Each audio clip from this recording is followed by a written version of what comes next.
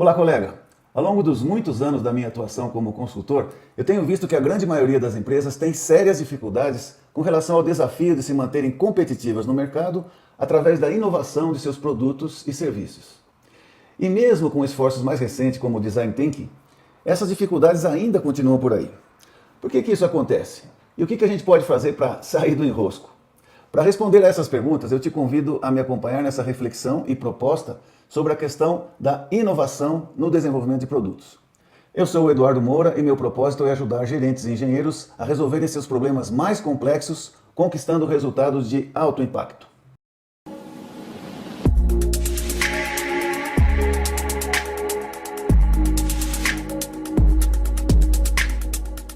Vamos lá então. Bom, antes de mais nada, vamos definir aqui qual seria o estado ideal com relação à inovação, né, dos produtos e serviços de uma empresa. Aqui vai minha sugestão sobre esse estado ideal. Vamos especificar aqui um resultado final ideal, que seria esse de introduzir continuamente no mercado produtos competitivos e atrativos para os clientes. No final, é isso que a gente quer para se manter no mercado. Agora, para que esse resultado ideal seja uma realidade, é preciso reconhecer algumas condições necessárias. Se a gente não atender uma dessas, a gente não pode cumprir o resultado, chegar no resultado final ideal. Essas condições necessárias, na minha forma de ver, são conhecer profundamente as necessidades dos clientes nos diferentes segmentos, identificar e selecionar as melhores oportunidades no mercado, ter profissionais altamente competentes e comprometidos e contar com uma estrutura, com recursos dedicados à inovação e competitividade das propostas de valor. Vê se você está de acordo comigo. Se uma dessas condições não estiver atendida, não estiver satisfeita, a gente vai ter sérias dificuldades para conseguir aquele resultado final ideal. Está de acordo comigo? Vai botando um comentário aí, né, na seção de comentários, contribua para a discussão. Agora, contrastando essas condições necessárias e a frase que define esse resultado ideal, vamos comparar isso aí com a realidade que vive a maioria das empresas. E eu tenho aqui uma lista que eu estou chamando aqui dos top 10, os principais problemas crônicos que se observa no ambiente de inovação e desenvolvimento na empresa. Veja se está de acordo comigo. A maioria dos nossos produtos são commodities. A decisão de compra dos clientes acaba sendo por preço. Investimos tempo e recursos em produtos com baixo retorno. A pessoa quer vender um montão, chega lá no mercado, não é aquele sucesso. Em geral, somos lentos em responder ao mercado. A retenção de clientes é baixa, há muita deserção. O cliente vem, mas não fica. Nossa participação de mercado tem decrescido. Assumimos que já sabemos que os clientes necessitam, disparamos o processo de desenvolvimento, né, assumindo que a gente já sabe o que o cliente precisa. Nossas iniciativas de inovação são essencialmente feitas ao estilo market out, a partir de uma ideia que nos parece boa, e a gente avança no processo de desenvolvimento do produto até chegar com o resultado final, né, fazendo sempre esse movimento da nossa cabeça para propor ao mercado. Somos a mesma equipe responsável por manter o negócio atual, com seus produtos tradicionais, e também somos responsáveis por buscar produtos inovadores.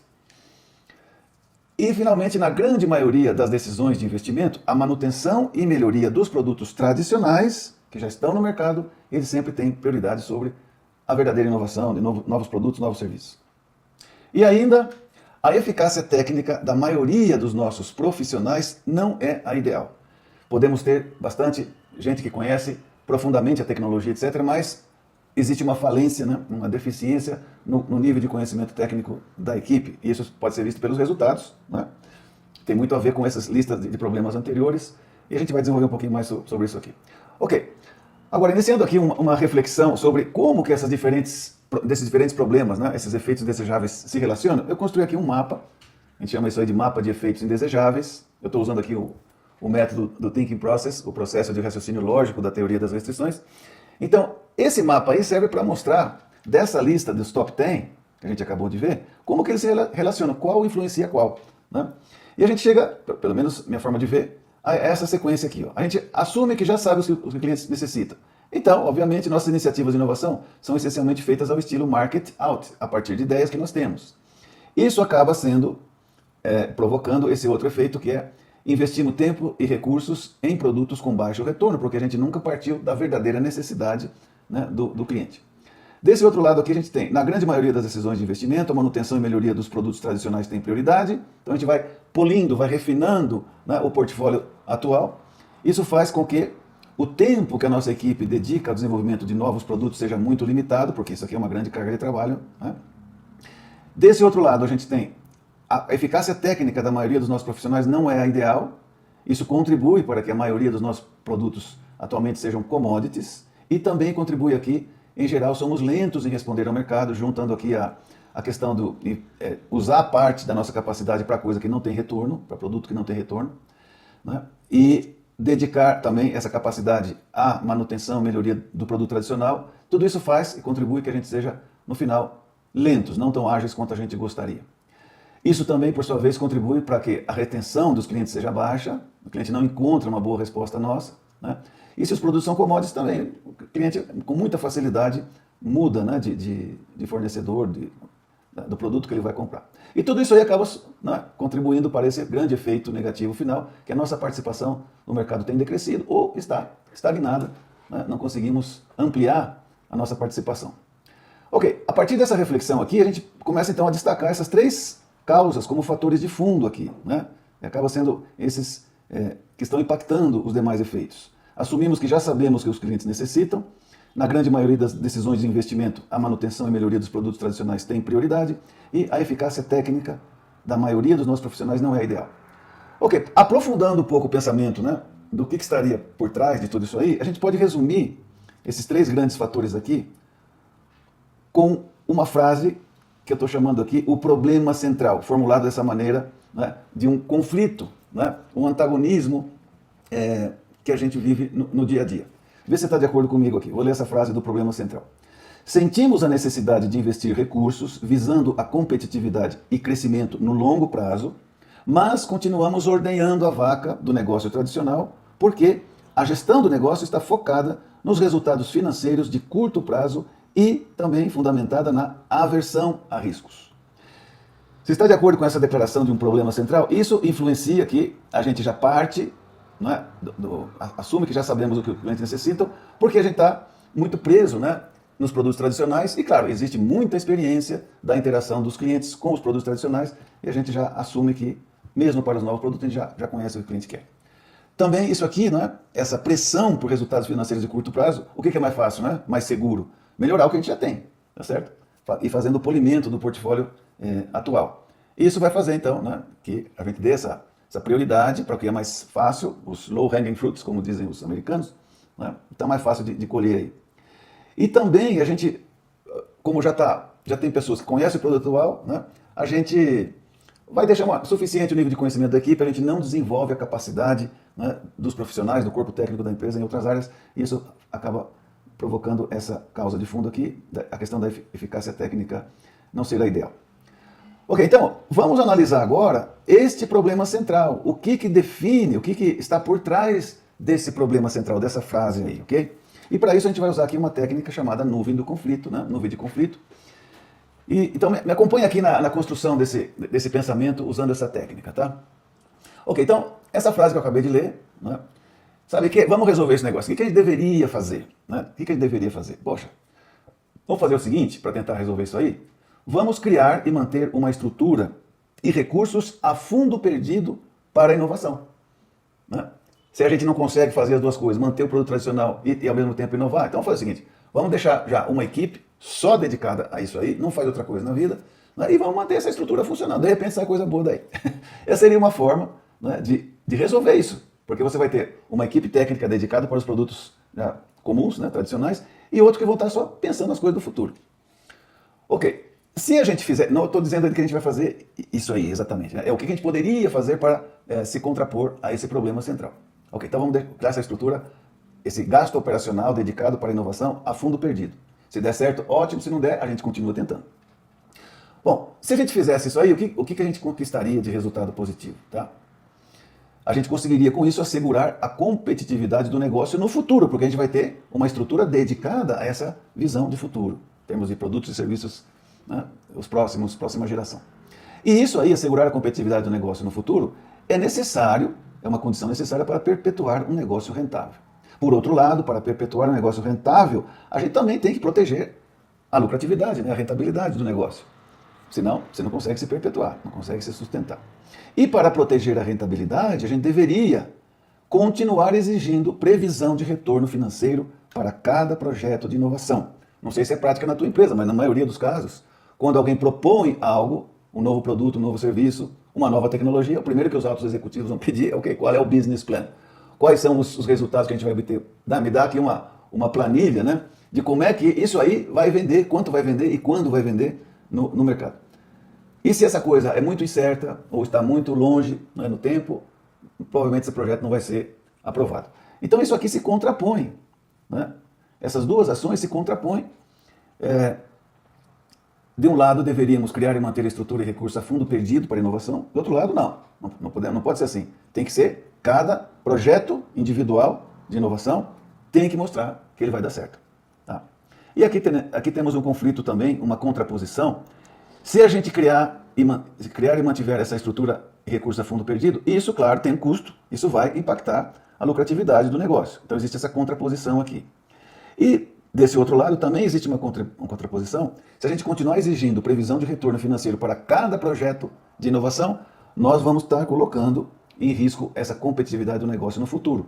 Né? Porque as coisas verdadeiramente inovadoras são muito incertas.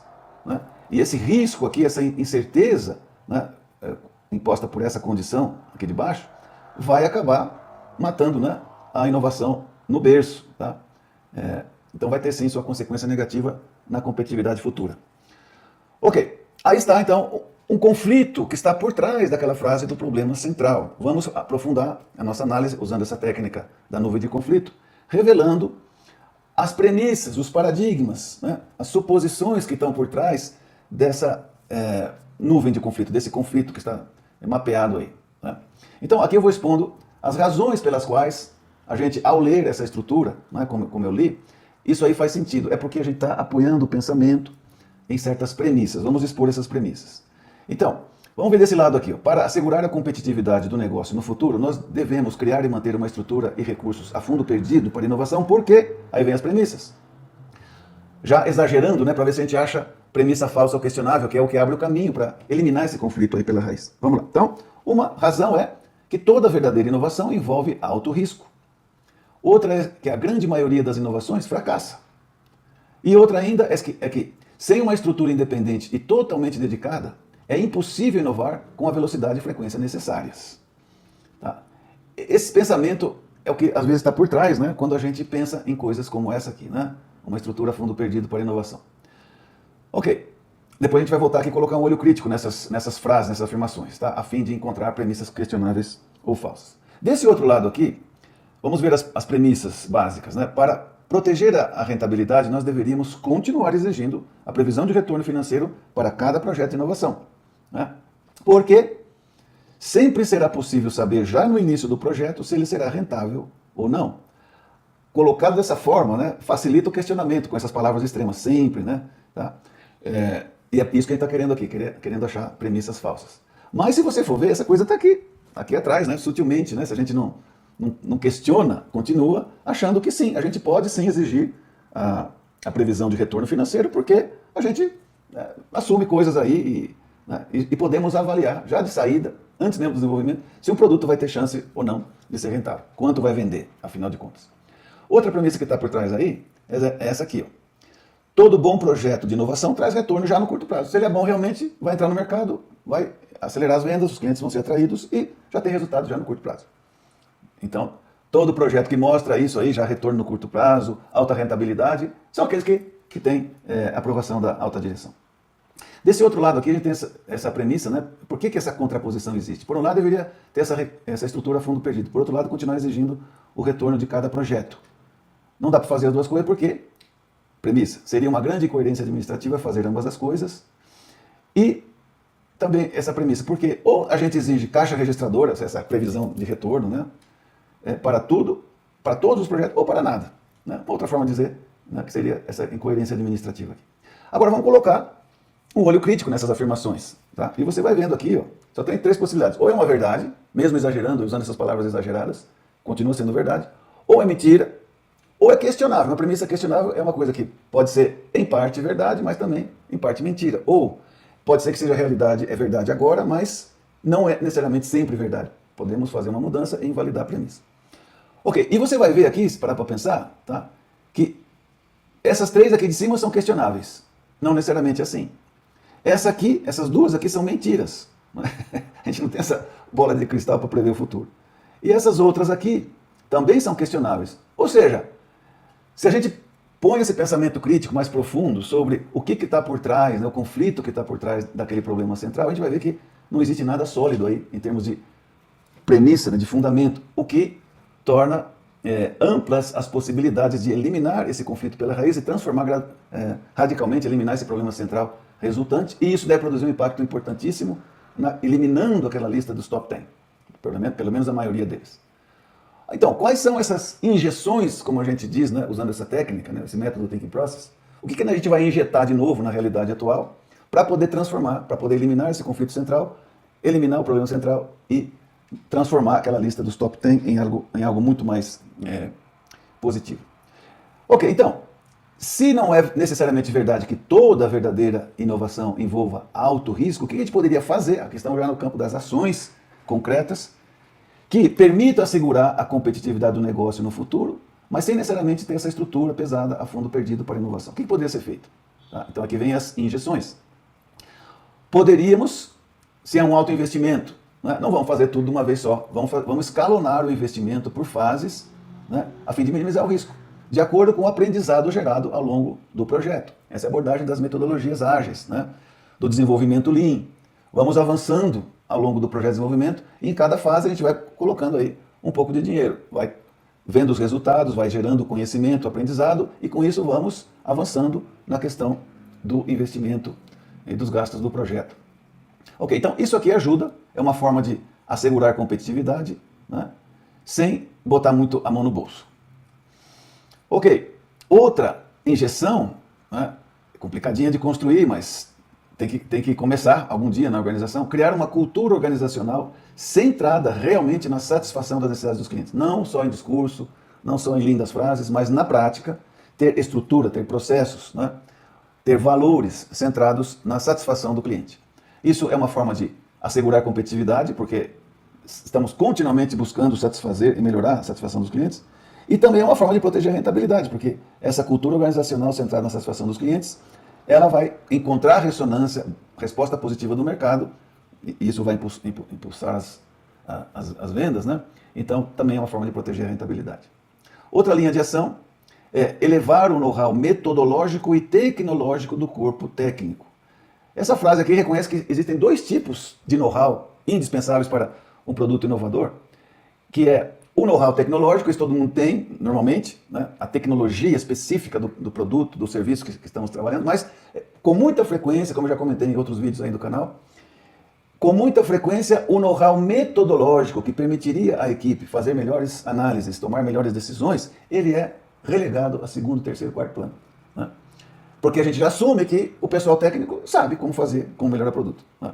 A gente não reconhece que essas duas coisas devem ser desenvolvidas na equipe técnica, o know-how tecnológico e o know-how metodológico, que é o que vai permitir máxima eficácia na aplicação prática do know-how tecnológico, tomar melhores decisões. Ok, também tenho falado bastante sobre isso, várias metodologias sugeridas, né, para atuar nesse sentido. Outra que atua nessa linha aqui, que permite assegurar a competitividade do negócio no futuro, é criar e manter uma estrutura mínima dedicada à inovação, com processos que envolvam especialistas do negócio tradicional em certos momentos críticos do desenvolvimento. Eles podem sim participar e devem, é benéfico que participem, mas em certos momentos. Então, desse jeito a gente consegue ter gente que participa do desenvolvimento, né, o pessoal que está dedicado, os especialistas, né, está dedicado aos produtos tradicionais, e tem aí um grupo mínimo de pessoas, né, com o menor gasto operacional necessário, dedicado a essas coisas que são futuras, tecnologias do futuro. Okay? Outra que ajuda nesse sentido a eliminar esse conflito é, ao avaliar e priorizar projetos de inovação, dar maior peso a critérios estratégicos de médio e longo prazo e menor peso a critérios financeiros de curto prazo, que é exatamente o oposto do que atualmente se faz, né? Tipicamente se faz. E também aqui, definir e monitorar indicadores de desempenho global dos projetos de inovação, além dos indicadores de cada projeto. Ou seja, essa estrutura dedicada à inovação, essa estrutura mínima, ela está se pagando? No conjunto de ideias que ela vai gerando, né, dos produtos que vão saindo daí, são produtos realmente inovadores, no médio e longo prazo está pagando o gasto operacional? Tá? Então isso aqui é avaliar esse portfólio global desses esforços de inovação se ele está sendo rentável, afinal de contas, né? Então, não só acompanhar os resultados de cada projeto, mas ver o impacto global, do ponto de vista financeiro, né, do portfólio desses projetos de inovação. Com isso a gente consegue saber se está com uma estrutura dedicada à inovação, essa estrutura mínima proposta aqui, se ela é produtiva ou não. Ok, então, essas ideias, né, vêm do fato de que essas premissas que estão ao redor dessa nuvem de conflito aqui são questionáveis, são todas questionáveis e até mentira. Ok, então, com esse conjunto, e não são coisas mutuamente exclusivas, né, podem ser combinadas numa grande solução poderosa para turbinar realmente a inovação. Vamos comentar rapidamente sobre cada uma delas. Tá? Primeiro aqui, criar e manter uma estrutura mínima dedicada à inovação com processos que envolvam especialistas do negócio tradicional em certos momentos críticos do desenvolvimento, onde a contribuição deles é importante. Então, para isso é preciso definir quais são esses processos, né, empresariais, quais são processos de responsabilidade liderados por uma unidade de P&D, Pesquisa e Desenvolvimento.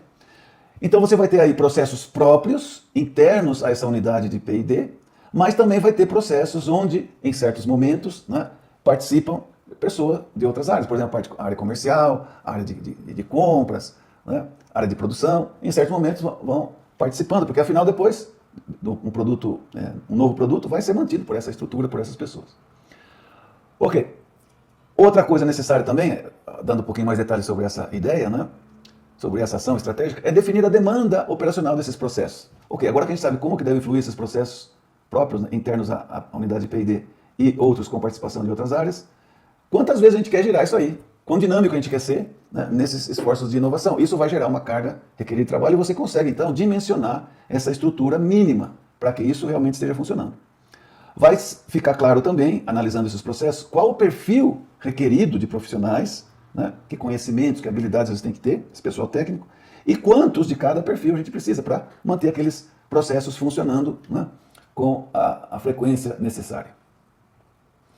Ok, então, com isso a gente consegue ter muito mais clareza com relação a qual é esse gasto operacional mínimo para manter essa unidade de P&D. E isso deve ser, então, incorporado ao gasto operacional do negócio como um todo. Vamos comentar um pouquinho sobre essa questão da cultura organizacional centrada nas necessidades dos clientes. Para isso, né, o passo básico é ter um processo contínuo, sistemático, né, com a frequência que seja necessária, para capturar, estruturar e priorizar a voz do cliente, com uma metodologia coerente. Tá? Significa o quê? O que eu estou entendendo aí por uma metodologia coerente? Que a gestão desse processo, o controle, né, de avanço desse processo, seja feito pela própria empresa e não delegado a um terceiro, a uma agência, por exemplo, mas que também não exclui a participação de terceiros em certos momentos, mas a dinâmica do processo está sob controle da própria empresa. Garantir um envolvimento direto do pessoal da própria empresa, contatando diretamente os clientes e não com um filtro aí, um terceiro, que seria a típica agência de pesquisa de mercado, não.